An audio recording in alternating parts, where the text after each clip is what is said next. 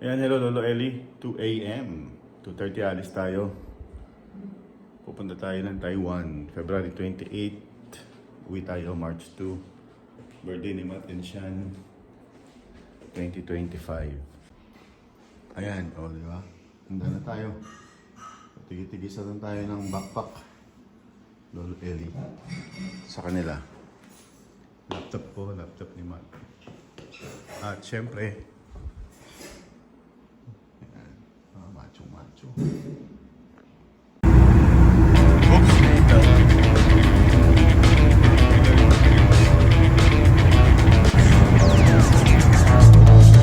God bless, we're breaking these runs. Life too short to play it on speed run. Only get one, no option to rerun. With Babylon going too high to reach them. Okay, so first time natin ihatid dito sa departure area. Usually dun tayo sa parking kasi iwanan natin yung sasakyan. Ngayon, dinaan lang tayo dito, drop off. Let's go na. Maaga din.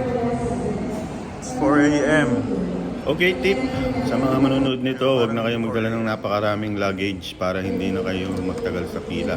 Kami, backpack lang, hand carry, okay na. Meron na kaming boarding pass. Makapagkape. Let's go na. 4.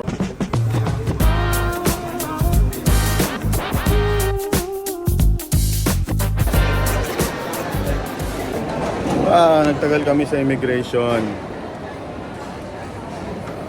Tinanong pa kung saan ako nagtatrabaho, men. Buti nakita yung ating Korea itinerary. Kamusta? Ano sabi? Stephen. Yun lang. Sa akin, ang daming tinanong.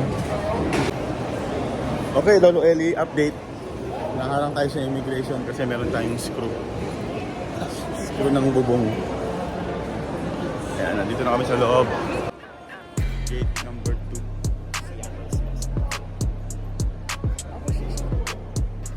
Akala ko boarding gate 2. Boarding group 2 pala. So ayan, papunta na tayo sa boarding gate 111. Pero naging 112. Let's go. So maaga kami dumating dito. At hintayin na lang natin ang 7 a.m. flight. Mga 6:45 kami nag-boarding. Ayan, umaga na. Hindi yan yung eroplano. Nagkamali ako. Sa kabila pala.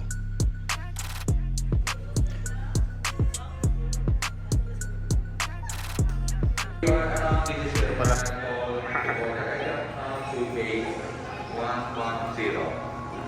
Siya niya, bumili pa doon eh.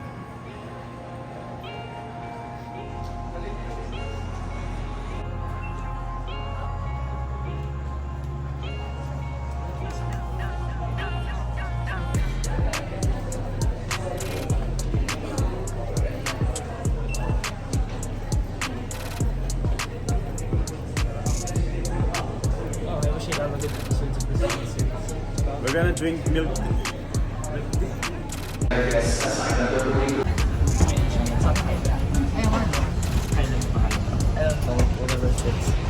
For 5 Taiwan, only get 4